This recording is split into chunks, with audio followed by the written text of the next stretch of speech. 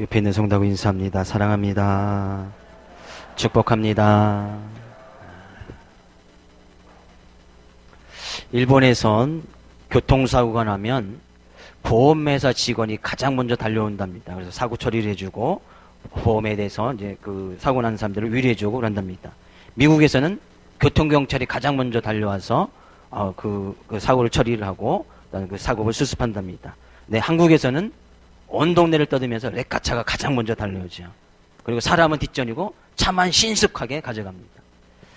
일본에서 교통체증이 일어나면 교통기술자가 와서 신호등을 고치고 해서 빨리 교통체증이 벗어날 수 있도록 한답니다. 근데 미국에서는 교통체증이 일어나면 교통경찰이 와서 여전히 수신호로 교통체증을 풀어주고 나가죠. 근데 한국에서 교통체증이 일어나면 호두과자 2,000원, 뻥튀기 1,000원 가장 먼저 나타나죠. 사람의 마음은 그 사람이 어떤 말을 하느냐에 따라서 그 사람의 마음을 잘 알 수가 있습니다. 우리 지금 예수님께서 십자가를 지시고 부활하신 그 이후에 하셨던 그 말씀들 지금 살펴보면서 예수님의 마음이 어떠한지 그 마음을 살펴보고 있습니다. 오늘 본문 가운데 있는 말씀은 그죠? 예수님께서 부활하시고 난 다음에 제자들에게 주셨던 말씀 가운데 하나입니다.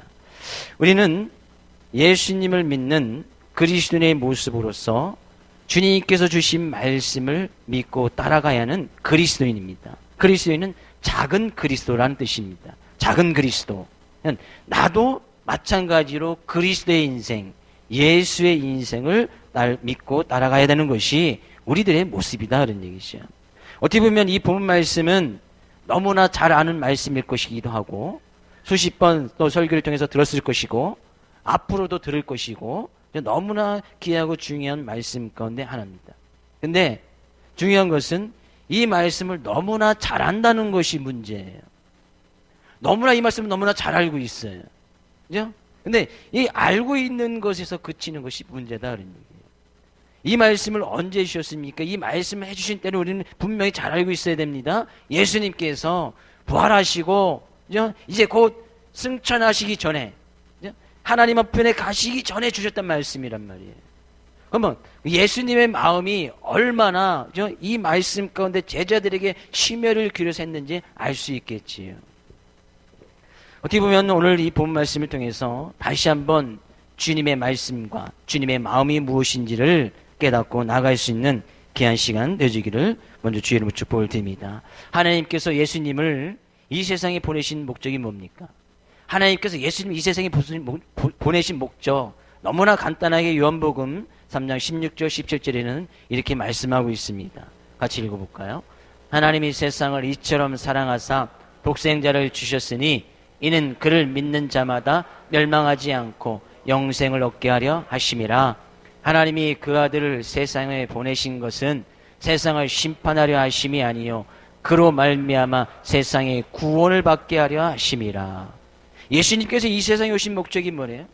하나님께서 예수 그리스도 자기 독생자 아들을 이 세상에 보내주신 이유는 그 예수 그리스도를 믿음으로 말미암아 멸망치 않고 영생을 얻게 하고 구원을 받게 하기 위해서, 예수 그리스도를 통해서 구원을 받게 하기 위해서 예수님께서 이 세상에 보냄을 받았단 말이죠. 이 세상에 오셨단 말이에요. 그래서 예수님께서도 자기 자신에 대해서 말씀하시기를 누가복음에 가서 보면 예수님께서 자기 자신을 이렇게 이야기를 합니다. 누가복음 4장 43절 44절 읽어볼까요? 예수께서 이르시되 내가 다른 동네들에서도 하나님 나라 복음을 전하여야 하리니 나는 이 일을 위해 보내심을 받았노라 하시고 갈릴리 여러 회당에서 전도하시더라. 예수님께서 무엇 때문에 보내심을 받았답니까? 하늘나라 복음을 전하기 위해서 내가 보내심을 받았다. 하나님께서 자기 아들 예수 그리스도를 보내신 것은 그 예수 그리스도를 통해서 하나님 나라, 천국, 그 복음에 대해서 증거하도록 보내심을 받았다. 그래서 나는 지금 그 일을 한다고 예수님 자신도 그렇게 소개를 하고 있다는 거예요. 그래서 여러 지역을 다니면서 전도했다. 그 복음을 증거했다. 그 말씀을 하나님 나라를 이야기하고 다녔다라고 성경은 이야기를 하고 있습니다. 어떻게 보면 오늘 본 말씀은 그렇게 보내심을 받은 예수님께서 제자들을 불러놓고 이야기하시면서 똑같이 예수님께서 받으셨던 그 보내심의 목적, 보냈다 그런 것은 그것을 성경은 미션이라고 이야기를 하거든요. 미션. 그 미션을 그대로 제자들에게 위임해 주는 것을 보게 되어집니다. 예수님께서 이 세상에 왜 오셨는지 그 이유를 동일하게 제자들에게도 이야기를 하고 있단 말이에요. 그 제자들뿐만 아니라 예수님을 믿고 나가는 모든 사람들에게 동일하게 이 이야기를 하고 있단 말이에요. 이 미션에 대해서 이야기하고 있단 말이죠. 요한복음 17장에 가서 보면 예수님께서 십자가 지시기에 많은 고난과 어려움 가운데 있는데 제자들을 위해서 요한복음 17장은 제자들을 위해서 기도합니다. 근데 그 제자들을 위해서 기도하는 그 기도문 가운데 이렇게 기도하시는 장면이 있습니다. 요한복음 17장 18절 말씀 가서 볼까요? 요한복음 17장 18절. 예수님께서 그 제자들에서 기도하실 때에 아버지께서 나를 세상에 보내신 것 같이 나도 저희를 세상에 보내었고, 하나님께서 자기를 세상에 보내신 것처럼 제자들이 했을 때 나도 제자들을 세상에 보내기를 원합니다 라고 이야기를 하고 있단 말이죠. 그 제자들에게 마지막으로 주시는 말씀 가운데 하나가 바로 오늘 본문 말씀이다 라는 얘기죠. 어떻게 보면 이 본문 말씀을 우리가 이해하기 전에 예수님께서 먼저 해야 될 것이 한 가지 있음을 먼저 이야기를 하고 있습니다. 17절 말씀 가서 볼까요? 오늘 보면 17절. 예수를 배웠고 경배하나 아직도 의심하는 사람들이 있더라. 제자들 가운데서 이 말씀을 수행하고 이 말씀 주님께서 주셨던 이 말씀을 수행하기 이전에 먼저 제자들 가운데서 없이 해야 될 것이 있는데 그것은 의심이라는 것다는 거예요. 의심. 지금 이 말씀을 보이기 전에 성경에 가서 보면 많은 제자들에게 예수님께서 십자가 지고 부활하신 모습을 많은 제자들에게 보여주었고 그 모습을 친히 본 사람들도 있었고 또 많은 제자들이 그 예수님께 부활하심을 나타낸 것을 친히 목격했습니다. 근데 여전히 그런 모습 가운데 있음에도 불구하고 아직도 주님의 부활과 주님께서 말씀하시는 것을 갖다가 의심하는 사람들이 있었다는 거예요. 주님께서 제자들을 보내기 앞서서 이 말씀을 받기 전에 먼저 우리가 그 말씀을 받기 전에 제거해야 될 것이 있는데 그것은 바로 의심이라는 거예요. 의심. 어떤 의심이요? 예수님께서 십자가를 지시고 부활하셨다. 그것을 믿지 못하는 것. 예수님께서 하나님의 아들이시는 것을 믿지 못하는 것. 예수님께서 예수 그리스도를 통해만 구원을 받는다는 그 사실을 믿지 못하는 그 의심. 그것을 먼저 버려야 우리가 이 말씀을 받을 수 있다는 거예요. 그러지 이 의심을 버리지 않고 이 말씀을 받으면 그냥 지식에서 끝나는 거예요. 지식. 아, 예수님께서 마태복음 마지막 장에 그런 말씀 하셨구나. 이걸 갖다 지상 대명령이라고 하는구나. 거기서 끝나버린단 말이죠. 여전히 우리 삶 가운데 의심이 남아있다면 그 의심을 버려야 이 말씀을 받을 수 있는 그런 제자다운 그런 자격이 주어진다는 거예요. 예수 그리스도는 구세주인 것을 믿으십니까? 예수님은 그리스도인 것을 믿으십니까? 예수님이 우리의 죄를 위해서 십자가를 지시고 부활하신 것을 믿으십니까? 그렇게 믿고 나아가는 사람들에게는 예수님께서 복이 있다. 복이 있다. 복이 있다고 이야기를 합니다. 하나님 말씀에 가서 보면 이 의심 때문에 하나님께서 지어진 그 에덴 동산에서 쫓겨난 사람들이 있습니다. 아담과 하와지요. 하나님께서 그들에게 말씀을 주십니다. 에덴 동산에서 행복을 누리면서 잘 살라고 이야기합니다. 근데 그들 가운데 사단 마귀가 와서 의심을 불러 이럽니다. 야, 하나님 말씀 다 믿을 필요 없어. 너희도 하나님 말씀을 조금만 벗어나 보면 하나님처럼 될 수 있어. 이야기를 합니다. 그래서 그들이 설마 그러다가 그 말 한번 들어볼까? 선악과 열매를 따먹고 말게 되시죠. 하나님 말씀 가운데 의심이 생기기 시작하니까 그들이 하나님처럼 될 수 있을 것처럼 그 사단 마귀의 유혹을 따라갔단 말이죠. 그러니까 그들이 뭐예요? 그들이 에덴 동산에서 쫓겨나게 되었다는 얘기예요. 근데 그들의 마음을 성경에는 완악하다고 이야기를 하고 있습니다. 완악하다는 것은 그들이 굳고 냉담한 마음, 차가운 마음을 가졌다는 거예요. 말씀의 씨앗이 떨어져도 그 말씀의 씨앗이 열매를 맺지 못하는 그런 마음을 가졌다는 거예요. 그러니까 하나님의 말씀이 더 이상 믿어지지 않는 거예요. 사단 마귀는 그것을 유혹한다는 거예요.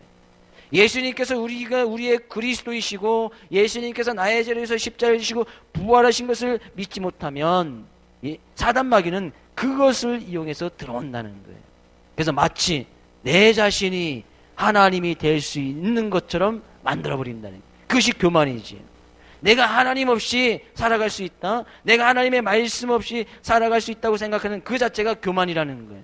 그러면 그 교만을 타고 들어와서 사단 마귀는 우리는 에덴 동산에서 쫓겨나고 복된 삶을 살지 못하도록 만들어버린다는 거예요.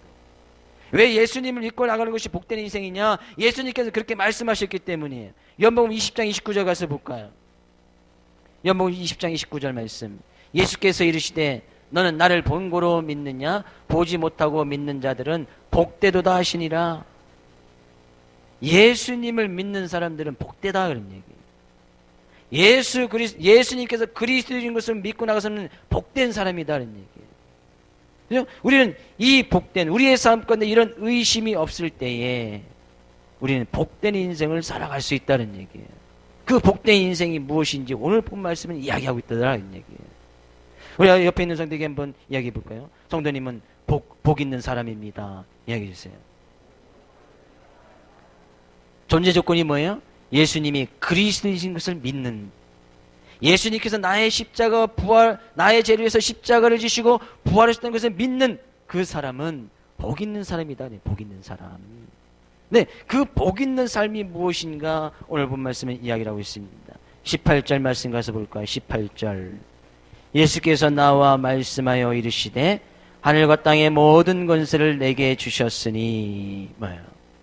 의심을 제거하고 그 의심이 없이 예수 믿는 그런 제자들에게 말씀하는 거예요. 너희들에게 내가 하늘과 땅의 모든 권세를 줄 것이다 이야기하고 있습니다. 이 하늘과 땅의 모든 권세는 누구에게 있는 거예요? 원래 하나님께 있었습니다. 근데 이 권세를 자기 아들 예수 그리스도에게 그대로 위임해 줍니다. 예수님께서 이 권세를 위임해 줍니다. 근데 이 권세를 동일하게 하나님을 믿는 자녀들에게도 그대로 이 권세를 허락해 주셨습니다. 요한복음 1장 12절 가서 볼까요? 요한복음 1장 12절 말씀. 영접하는 자, 다는 말씀, 외우시는 말씀. 영접하는 자, 곧 그 이름을 믿는 자들에게는 하나님의 자녀가 되는 권세를 주셨으니. 누구에게? 영접하는 자, 그의 이름을 믿는 자들에게는 하나님의 자녀가 되는 권세를 주셨다네. 하나님의 자녀가 되는 권세. 이 권세는 예수님께서 받은 그 권세를 이야기합니다. 왜? 예수님도 하나님의 아들이었기 때문에. 근데 이 권세를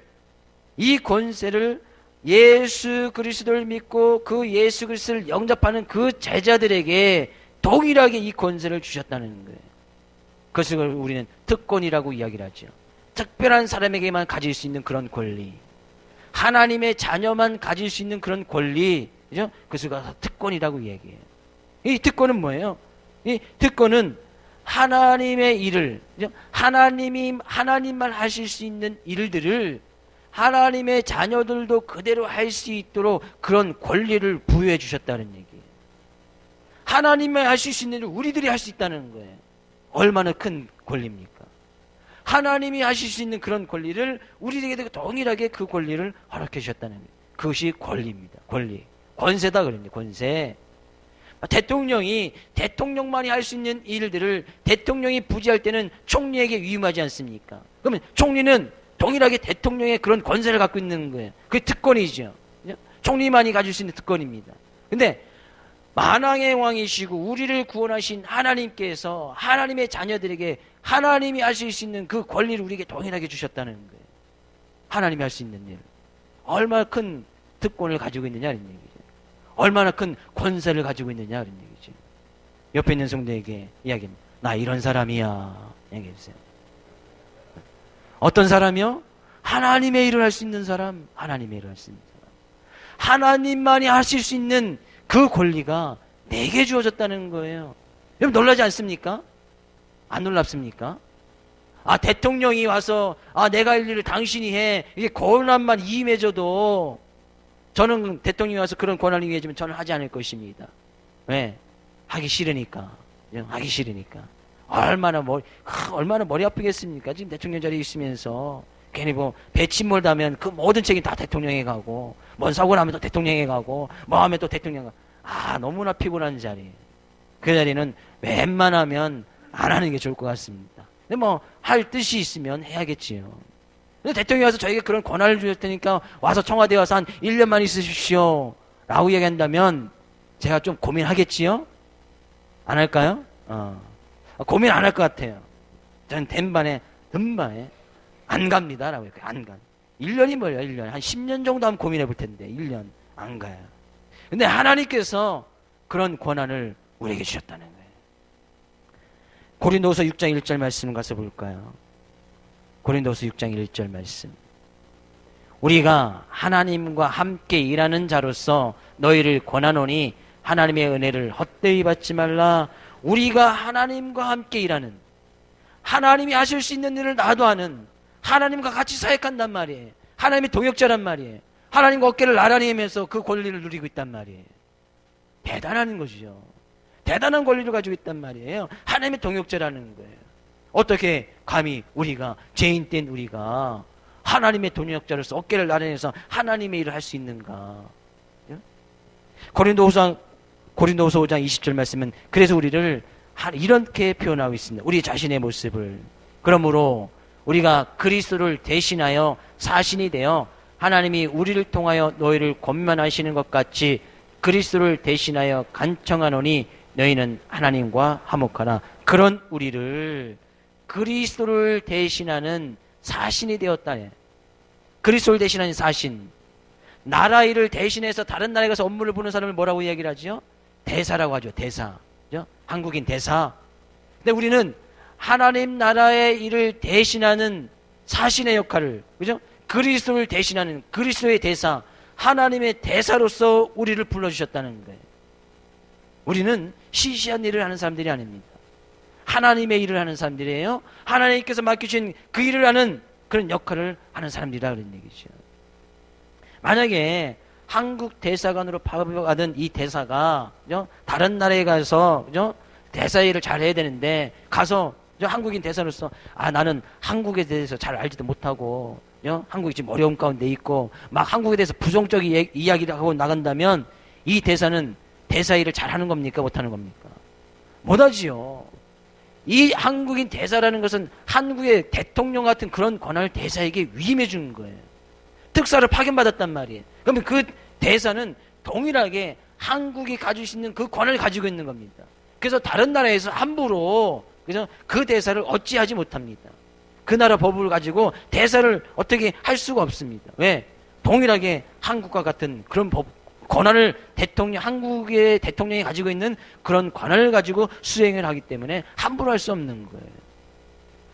마찬가지로 우리가 하나님의 대사로서 대사 일을 하는데 하나님의 나라에 대해서 항상 부정적이고 그 믿음을 믿어야 천국 가는지 뭘 해야 되는지 대충 어버무리에서 넘어가고 확신 가운데 거하고 있지 않는다면 그 대사로 파견하신 하나님께서 우리의 모습을 어떻게 보시겠나 그런 얘기죠. 그래서 대사로 파견하기 위해서 내가 그 힘과 그 대사 일을 잘 감당할 수 있는 권세를 주겠다는 권세. 힘을 주겠다는 거예요. 능력을 주겠다는 거예요. 가서 내가 했던 일을 잘 감당하도록 하시기 위해서 이런 힘을 주시겠다는 거예요. 하나님께서 우리에게 이런 권세를 허락해 주셨습니다. 힘을 허락해 주셨습니다. 능력을 허락해 주셨습니다. 왜요? 하나님의 일을 잘 감당하라고. 우리는 하나님의 일을 하는 사람들이다 그런 얘기죠. 그런 사람들에게 이야기를 합니다. 뭐라고 이야기합니까? 19절 말씀 가서 볼까요? 그러므로 너희는 가서 모든 민족을 제자로 삼아 아버지와 아들과 성령의 이름으로 세례를 베풀고 20절 들이요. 내가 너희에게 분부한 모든 것을 가르쳐 지키게 하라. 볼지어다 내가 세상 끝날까지 너희와 항상 함께 있으리라 하시니라. 이 말씀을 언제 하셨다고요? 예수님께서 곧 승천하시기 전에 부활하시고 나서 곧 승천하게 주신 말씀이다. 아주 중요한 말씀이다. 유언과도 같은 말씀이다. 그런 권세를 너희에게 주셨으니 그러므로 너희는 가서 어딜 가란 얘기예요? 내가 너희를 세상에 보내었으니 가라는 거예요. 어디든지 가라는 거예요. 여러분의 가정에 가라는 거예요. 여러분의 직장에 가라는 거예요. 여러분의 지역사회에 가라는 거예요. 우리의 나라, 또 여건이 된다면 다른 나라까지도 가보라는 거예요. 가서. 일단 뭐 가야지. 주님께서도 이 세상에 하나님께서 보냄을 받았듯이 우리도 그런 보내심을 받은 그런 삶의 목적이 있단 말이에요. 우리가 왜 살아가야 되는지 그 중요성을 인식하고 나가는 것이 사명이라고 이야기를 하는데, 우리는 가야 되는 것이 우리의 사명입니다. 이 말씀을 붙들고 가야 되는 것이 우리의 사명이라는 거예요. 주님께서 주신 이 권세를 가지고 하나님 나라의 대사의 일을 감당하고 나가는 것이 우리의 사명이다는 얘기예요. 어디를 가야 됩니까? 여러분의 가정에 가십시오. 여러분의 가정에. 믿지 않는 가족들 가란 말이에요. 거기 가란 말이에요. 여러분의 직장, 일터 가란 말이에요. 그곳이 바로 우리가 가야 할 곳입니다. 이 지역사회 들고 가란 말이에요. 이 나라 아니면 다른 나라 여건인과 시간이 된다면 가란 말이에요. 그곳에 가서 일단 뭐 가야지요. 뭐 가지도 않고 어떻게 이야기했습니까? 그러니까 우리가 이 말씀을 내 머릿속에서 지식적으로만 알고 있으면 가지 못한단 말이에요. 그냥 내 머릿속에서 내 삶 가운데서 끝나버린단 말이죠. 성경은 이야기합니다. 에스겔서 가서 보면, 에스겔서 3장 20절 말씀 가서 볼까요? 같이 읽어보겠습니다. 에스겔서 3장 20절. 또 의인이 그에서 돌이켜 악을 행할 때에는 이미 행한 그의 공의는 기억할 바 아니라 내가 그 발 앞에 거치는 것을 두면 그가 죽일지니 이는 네가 그를 깨우치지 아니함이니 그는 그의 죄 중에서 죽으려니와 그의 빚값은 내가 내 손에서 찾으리라. 뭔 얘기죠? 에스겔 선지자입니다. 선지자는 하나님의 말씀을 대언해주는 사람입니다. 근데 하나님께서 이 에스겔을 이야기하는 거예요. 내가 너에게 말씀을 줬고 지금 죄악 가운데 있는 이스라엘 백성들에게 가서 이야기하라는 거예요. 그래서 너희들이 여전히 죄악 가운데 그대로 있으면 멸망받는다 라고 이야기를 하라는 거예요. 이것이 하나님의 일이었어요. 근데 만약에 네가 에스겔 선지자 네가 가서 복음을 하나님의 말씀을 정했을 때 그런 죄악 가운데 있는 사람들이 그 말씀을 돌이키고 돌아오면 조건이와, 만약에 돌이키지 않고 돌아오지 아니하면 그들이 영영 죽을 것이다. 근데 네가 이 말씀을 알고도 그들에게 가서 전하지 아니하여서 그들이 죽음 가운데 있으면 그 죄값을 전하지 아니하는 에스겔을 네 손에서 찾을 것이다 라는 얘기예요. 아주 무서운 말씀이에요. 우리 그리스도인입니다. 맞습니까? 하나님의 일을 대신할 대사의 일을 부여받은 보내심을 받은 사람입니다. 맞습니까? 그것을 알매도 불구하고 내가 그렇게 이 세상에 보냄을 알매도 불구하고 가지 않아서 복음을 주전하지 않아서 그 복음을 들어야 할 사람들이 듣지 아니하고 죽음 가운데 이르면 그 핏값을 전하지 아니한 그 사람에게 찾겠다는 거예요. 그래서 우리에게 가족을 보내주셨습니다. 그 가족 가운데 믿지 않는 사람이 있으면 가서 복음을 전해야 할 사람이, 그것을 담당할 사람이 바로 나예요. 근데 가족 가운데 같이 있음에도 불구하고 그 복음을 전하지 않아서 그 가족이 죽음 가운데 이르면 그 핏값은 가족으로 보내주셔서 그 가족 가운데서 복음을 증거하도록 보냄을 받은 그 사람 손에서 찾을 것이다. 이야기는 찾을 것이다. 직장 가운데 믿는 사람이 나 하나 있어요. 하나님께 그 직장 가운데 보내주셨어요. 왜? 하나님의 일을 대신하는 대사 일을 잘 감당하도록. 근데 그들이 전혀 복음을 듣지 아니하고 한 번도 복음을 듣지 아니하고 죽음 가운데 있어요. 나중에 가서 묻는 거예요. 하나님께서 내가 너 그 직장에 복음을 증거라고 보내줬는데 왜 가서 한 번도 안 얘기하지 않느냐. 얘기해서 그들이 듣지 않으면 상관없습니다. 근데 얘기하라고 보내줬는데 얘기 자체도 안 하면 그 핏값은 전하지 아니하는 그 사람에게서 찾을 것이다. 대사의 일, 하나님께서 우리는 대사의 일을 보내주셨습니다. 가십시오. 여러분의 직장을 가십시오. 여러분의 삶에, 여러분의 가정, 회사, 학교, 지역사회, 가능하면 다른 나라도 가서 복음이 전해지지 않는 그곳에 가서 동일하게 가서 복음을 증거하고 또한 그들에게 예수만이 그리스도이신 것을 증거하고 나가야 된다는 거예요. 가지 못할 때는 어떻게 되느냐? 가지 못할 때는 요한 3서 7절 8절 말씀에 보면 이런 말씀도 있습니다. 같이 읽어볼까요? 이는 그들이 주의 이름을 위하여 나가서 이방인에게 아무것도 받지 아니함이라. 그러므로 우리가 이 같은 자들을 영접하는 것이 마땅하니 이는 우리로 진리를 위하여 함께 일하는 자가 되게 하려 함이라. 당시에 복음을 증거하면서 많은 곳에 이 말씀을 들었고 주의 제자들이 이곳저곳을 다니면서 주의 이름을 증거했습니다. 다른 나라 다니면서 막 증거했단 말이에요. 선교사적인 일을 했단 말이에요. 그들이 주의 이름을 위하여서 나가서 이방인에게 다른 나라에 가서 열심히 복음을 증거했단 말이에요. 그래서 그들은 어떤 보수도 받지 않냐고 목숨을 내고 가서 일을 했단 말이죠. 지금 우리나라에서 지금 일하고 있는 그런 선교사 같은 그런 일을 했단 말이에요. 근데 우리는 그런 형평들이 가지 못하게 되지만, 만약에 그들이 오게 되어지면 그들을 잘 영접한다는 것은 그들을 위해서 기도해주고 그들을 위해서 헌금해주고 그들을 위해서 애써 같이 나가는 것, 그것이 우리로 진리를 위해서 함께 일하는 자가 되는 것이다. 비록 우리가 나가서 선교사의 그런 일을 하지 못한다면 그들을 잘 영접해주라, 그들을 잘 환대해주라 그런 얘기예요. 그들을 위해서 열심히 기도해주라 그런 얘기예요. 그러면 그것이 뭐예요? 같이 내가 가서 일하는 것과 동일한 그런 일이 되어진다는 거예요. 가지 못하면 그들을 위해서 기도하고 우리가 보내주기라도 해야지요. 예. 가서 우리가 이 시간 여건이라는 게 안 되지 않습니까? 그러면 우리는 그들을 위해서 애써 힘써 기도하고 그들을 위해서 성경을 보내주고 그들을 잘 접대해주고 환대해줘야 된다는 얘기. 그러면 같은 일을 하는 것이다. 같은 일. 그래서 우리는 지금 터키, 케냐, 영국, 필리핀, 시구, 짐바브웨 이런 곳에서 열심히 가서 우리는 지금 일을 하고 있습니다. 맞습니까? 아멘 안 하신 분은 기도 안 하시는 분이죠. 필리핀, 케냐, 중국, 영국, 짐바브웨 이를 위해서 우리는 지금 열심히 일하고 있습니다. 맞습니까? 그들이 우리는 대신해서 일해주고 있으니까 우리는 뒤에서 가지도 않으면서 열심히 기도해주고 그들 위해서 조금 성경을 보내주면서 같이 그 일에 지금 동참하고 있단 말이죠. 근데 그것을 성경은 인정해주겠다. 가는 사람은 가는 거고, 그런 특별한 사명을 받은 사람들은 가야 되는 것이고, 그러나 이 가야 되는 사명은 동일하게 예수 그리스도 믿는 사람들에게 동일하게 주어주고 있다는 거예요. 어디에 가야 됩니까? 가정에 가십시오. 가정. 여러분의 가정, 친척, 친지, 회사, 학교, 직장, 지역사회 가야지요.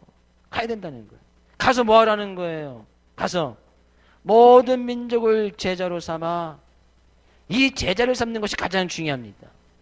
이 제자를 삼는 것, 제자를 삼아서 그들에게 뭐예요? 아버지와 아들과 성령의 이름으로 세례를 베풀고 내가 너에게 분부한 모든 것을 가르쳐 지키게 하라. 왜 그들에게 가르칩니까? 제자 삼기 위해서. 왜 가야 됩니까? 제자 삼기 위해서. 왜 그들에게 세례를 줘야 됩니까? 제자 삼기 위해서. 여기에 가장 중요한 단어의 동사는 제자 삼는 거예요. 제자 삼는 것을 위해서 나머지 것을 다 하는 겁니다. 가고 세례를 베풀고 예수님께서 명령하신 그 모든 것을 가르쳐 지키게 하고 복음과 진리를 가르쳐 지키게 하는 것, 제자를 삼기 위해서다는 얘기예요. 우리는 그런 제자가 되기 위해서 열심히 수고하고 교회 안에서도 제자 훈련을 받고 내가 제자다운 삶의 모습으로 살아가기 위해서 열심히 그 말씀 붙들고 나간단 말이지요. 그래서 우리는 그 말씀대로 세례도 받고 말씀도 배우고 또 훈련도 받고 결국엔 내가 제자 되어서 내가 먼저 제자가 돼야 제자가 뭔지 무엇인지 알 것이고 또 다른 사람들에게 제자를 삼을 것이 아니에요. 결국에 이 말씀은 제자를 삼는 데 있습니다. 제자를 삼는 거.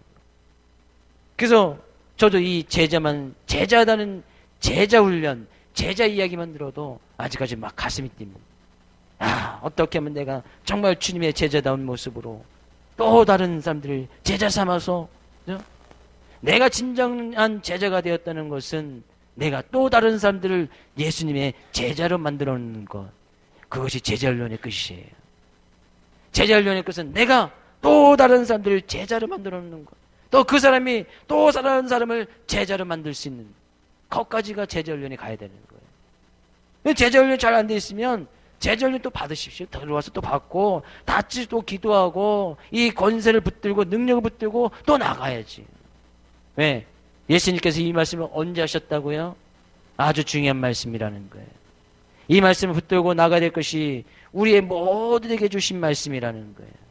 그러면 내가 제자를 삼는 일에 힘써 나가게 되어지면 어떻게 하시다는 거예요? 주님께서는 볼지어다 내가 세상 끝날까지 너희와 항상 함께 있으리라. 믿으십니까?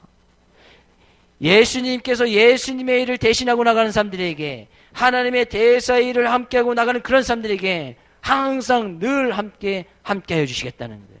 어디를 가든지 임마누엘 되신 하나님께서 늘 동행하여 주시고 늘 함께하여 주시고 늘 그들과 동행함으로 인해서 힘들고 어려움이 있을 때도 붙들어 주시고 인도하여 주실 것이다 하는 얘기예요. 언제까지요? 세상 끝날까지. 세상 끝날까지, 우리가 주님 앞에서는 그날까지, 내 개인적인 죽음을 당하는 그날까지 주님께서는 늘 동행하여 주셔서 항상 쉬지 않고 일주에도 일주도 빠짐없이 주무시지도 않고 밤낮으로 우리와 늘 함께 동행하여 주시겠다는 얘기예요. 우리의 삶의 모습 가운데서 어떤 모습으로 살아가야 될지 성경은 분명히 이야기를 하고 있습니다. 내가 살아가야 되는 모습, 주님께서는 마지막에도 이 말씀 붙들고 제자들을 향해서 의심 많고 있는 그 제자들을 향해서도 이 말씀을 전해주고 있단 말이에요. 동일하게 이 말씀은 우리에게도 동일하게 지금 전해지고 있습니다. 하나님께서 우리에게 하나님의 자녀되는 권세를 주셨고 그런 권리를 허락해 주셨습니다. 하나님의 일을 대신할 수 있는, 비록 죄와 어머니 많았던 우리들을 택하여 불러주셔서 하나님의 나라의 의의 병기로 쓰여질 수 있도록 우리를 불러주셨다는 얘기예요. 그것을 알매도 불구하고 가지 아니하는 그 사람에게서 하나님께서 그에 대한 대가를 치르시겠다, 성경은 이야기를 하고 있습니다. 그러나 가서, 힘들고 어려움이 있어도 가서 제자를 삼는 일에 힘써 나가면 주님께서는 항상 모든 일에 항상 함께해 주시겠다고 말씀하고 있습니다. 항상 모든 일에 무엇을 하든지 먹고 마시든지 내가 무슨 일을 하든지 간에 하나님께서 늘 동행하여 주시겠다는 거예요. 늘 함께해 주시겠다는 거예요. 옆에 있는 성도에게 이야기합니다. 하나님께서 항상 함께 하실 것입니다. 그러니까 갑시다. 어딜 가요? 예. 가정에 가고 집에 가고 지역사회를 가고 단기 선교도 때릴 때는 갔다 오시고 그래야 볼 거 아니에요. 그래야 이 말씀을 정말 내 말씀으로 받아들여야 될 것이 아니겠습니까? 이 말씀 여러분의 지금 머리 가운데 있다면 이 말씀 너무나 잘 아는 말씀이고 제가 몇 번을 설교했고 또 오늘도 설교하고 있습니다. 언젠가 또 할 거예요. 올해 안에 가기 전에 또 할지도 몰라요. 이 말씀이 머리에 있다면 가슴으로 내려와야 돼요. 내 말씀이 되어져야 된단 말이에요. 하나님께서 그의 제자들에게, 예수님께서 그의 제자들에게 간곡히 부탁하는 말씀이에요. 내가 너와 항상 함께 할 것이니까 의심, 믿음 없는 것은 좀 버려버리고, 왜 예수님 믿으면서 여전히 먹고 마시는 일에, 세상 일에, 죽는 일에 두려워하고 의심하고 있느냐? 왜 십자가 부활 그것을 믿지 못하느냐? 예수님을 믿는다고 하면서 그 의심 버려버리고 가라. 가는 하나님께서는 그냥 가라고 말씀하지 않습니다. 그에게 충분히 필요한 힘과 능력, 이 권세, 대사가 될 수 있는 이 특권을 우리에게 주셨다 그랬네요. 이 특권을 잘 활용할 수 있기를 주의 이름으로 축복을 드립니다. 하나님께서 늘 함께 하실 것입니다. 임마누엘 되신 예수님께서 여러분의 삶 가운데 늘 동행해 주실 것입니다. 한 주간도 임마누엘 되신 예수님의 힘과 능력으로 그 권세를 가지고 세상의 많은 유혹과 미혹 속에서도 승리하며 나갈 수 있는 귀한 여러분 되시기를 주의 이름으로 축복을 드립니다. 우리 함께 찬양하고 말씀 붙들고 함께 기도하며 나가겠습니다.